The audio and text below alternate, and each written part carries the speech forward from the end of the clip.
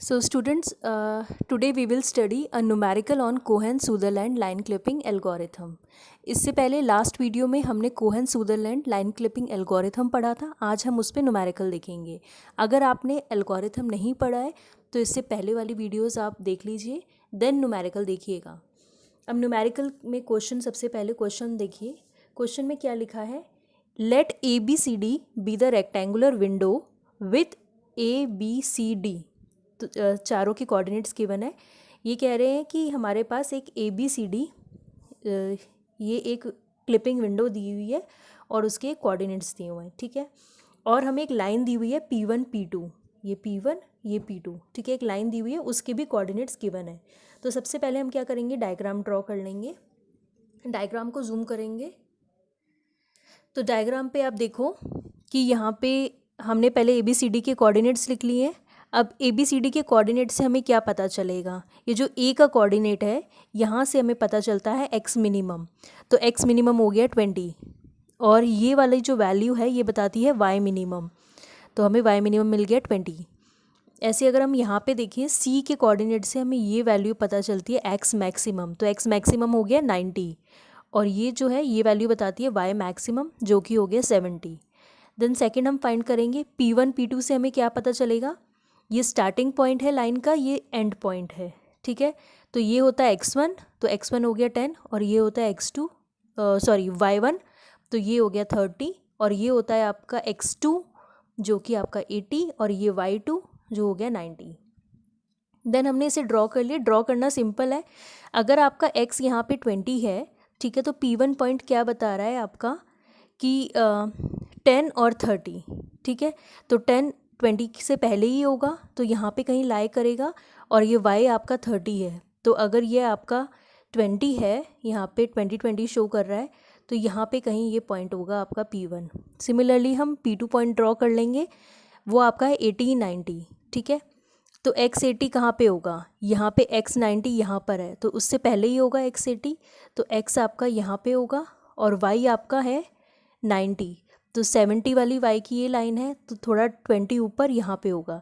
तो ये P1 और P2 ऐसे हमने ड्रॉ कर ली ये लाइन। अब ये लाइन आप देख सकते हैं कि दो जगह पे विंडो को क्लिप कर रही है, इंटरसेक्ट कर रही है। ये वाले पॉइंट को नाम दे दिया P1 डैश और इस पॉइंट को नाम दे दिया P2 डैश, ठीक है। देन हम आते हैं, सबसे पहले हमें क्या करना है, find the region code. Region code पे जूम करेंगे। रीजन कोड हम कैसे फाइंड करेंगे? रीजन कोड कैसे फाइंड करते हैं? TBRL से टॉप बॉटम राइट लेफ्ट, ठीक है। तो यहाँ पे विंडो में ये सेंटर पे है, तो इसलिए टॉप भी 0, बॉटम भी 0, राइट भी 0, लेफ्ट भी 0। P1 के लिए रीजन कोड क्या होगा? टॉप 0, बॉटम पे नहीं है, राइट पे नहीं है, लेफ्ट पे है, तो ये 1 हो जाएगा।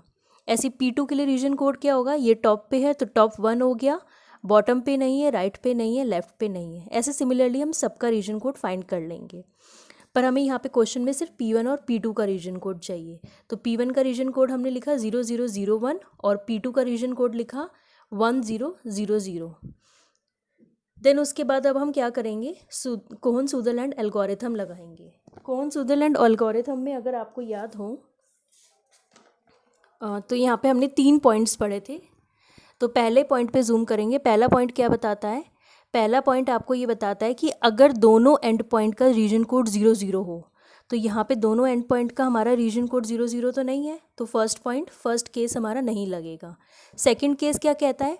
सेकंड केस कहता है कि अगर आपके जो दोनों रीजन कोड हैं, जो दोनों एंड पॉइंट है, उनका जो 1 की वैल्यू है वो सेम पोजीशन पे आ रही हो, तो क्या ये पे 1 सेम पोजीशन पे नहीं आ रहा है? यहाँ पे 1 फर्स्ट पोजीशन पे और यहाँ पे 1 लास्ट पोजीशन पे है, तो सेकंड केस भी अप्लाई नहीं हो रहा है। और थर्ड केस क्या कहता है? अगर ये दोनों केस नहीं हो रहे हैं, मींस दोनों एंड पॉइंट की रीजन कोड ना तो 00 है और ना ही दोनों में सेम पोजीशन पे 1 की वैल्यू है। It means different region code है, दोनों के अलग अलग हैं। तो हमें क्या करना होता है? लॉजिकल एंड ऑपरेशन लगाना होता है। तो हम वही करेंगे। यहाँ पे हमने यहाँ पे क्या करा कि P1 और P2 पे एंड ऑपरेशन लगाया, ठीक है। एंड ऑपरेशन की वैल्यू आई 0। तो अगर एंड की वैल्यू 00 आती है तो हमें क्या करना होता है? हमें पता है, तो हमारी लाइन पार्शियली क्लिप्ड लाइन होती है। पार्शियली क्लिप्ड लाइन होती है तो हमें क्या कैलकुलेट करना होता है? इंटरसेक्शन पॉइंट्स कैलकुलेट करने होते हैं, ठीक है। तो अब हम पहले कैलकुलेट करेंगे फर्स्ट इंटरसेक्शन पॉइंट, जो कि हमारा है P1 डैश। ठीक है, फर्स्ट इंटरसेक्शन पॉइंट ये है हमारा P1 डैश, इसको फाइंड आउट करेंगे। अब इसे जूम करो, देखो यहाँ पे क्या है, आपको P1 डैश पॉइंट पे देखो कि यहाँ पे जो भी x होगा इस पूरी लाइन में, ये P1 डैश कहीं पर भी हो तो x उसके लिए चेंज नहीं होगा। क्यों? क्योंकि x यहाँ पे ये x20 है, तो चाहे ये पॉइंट हो तब भी x20 आएगा, चाहे ये पॉइंट हो तब भी x20 आएगा, चाहे ये पॉइंट हो तब भी x20 आएगा। तो इट मीन्स यहाँ पे x सेम रहेगा, ये अगर इस साइड पे कट कर रहा है, तो इसलिए x की वैल्यू हमेशा XW मिनिमम के इक्वल होगी। बट y चेंज करेगा, अगर यहाँ पे है तो y की वैल्यू कुछ और होगी, यहाँ पे है हाइट चेंज हो रही है तो y चेंज होगा, बट x कांस्टेंट रहेगा। ऐसे ही P2 डैश के लिए देखो, P2 डैश में क्या होगा कि अगर ये टॉप पे कट करता है तो टॉप पे ये कहीं पर भी हो, तो उस केस में क्या होगा, ये y की जो वैल्यू है वो y मैक्स के इक्वल होगी, हमेशा कांस्टेंट रहेगी। बट x चेंज करता रहेगा, यहाँ पे है तो x 20 की बात हो सकता है 30 हो, यहाँ पे है तो 40 हो, 50 हो, 60 हो, x चेंज करेगा बट y हमेशा सेम रहेगा। ठीक है, तो अब यहाँ पे क्या करेंगे, अब हमारा P1 डैश कहाँ पे कट कर रहा है, लेफ्ट साइड में कट कर रहा है, तो लेफ्ट साइड में कट करेगा तो हमने कहा कि x कांस्टेंट रहेगा और y चेंज करेगा, और y जो चेंज करेगा उसका फॉर्मूला हम पहले ही डिराइव कर चुके हैं, ये फॉर्मूला है हमारा। इसमें अब हमें सिंपली वैल्यू पुट करनी है। ठीक है, x मिनिमम की वैल्यू हमारे पास है 20, x1 y1 की वैल्यू है 10 और 30। हम m कैलकुलेट करेंगे, m कैसे कैलकुलेट करते हैं, y2 minus y1 x2 minus x1, तो यहाँ पे ये आ जाएगा 90 माइनस 30 80 माइनस 10। ये पॉइंट्स मैंने लिखे हुए हैं, ये बता रहा है x1 y1, ये बता रहा है x2 y2। तो हमारा ये कैलकुलेट होके आ गया 6/7। ठीक है, यहाँ पे हमने फॉर्मूले में बस वैल्यू पुट करी है और हमारा आंसर आ गया ये 20 और 38.5। अब क्योंकि हमारे जो पिक्सल्स होते हैं कभी भी पॉइंट में नहीं होते हैं, इंटीजर वैल्यू होती है, तो हमने उसको जस्ट राउंड ऑफ करके 20 और 39 लिख लिया है। अब हम फाइंड आउट करेंगे second intersection point. Second intersection point मतलब हमारा ये आपका P2 डैश। ठीक है, P2 डैश में मैंने क्या कहा, y आपका कांस्टेंट रहेगा, y मैक्स के इक्वल और x निकालना है हमें, और ये कहाँ पे कट कर रहा है, टॉप पे। तो टॉप वाला फॉर्मूला हमारा क्या होता है, ये होता है टॉप पे हम x कैलकुलेट करते हैं, यहाँ पे भी हमने सिंपल वैल्यूज़ जस्ट पुट करी हैं और हमारी वैल्यू आ गई है ये। ठीक है, इसको हमने राउंड ऑफ करके लिख लिया ये।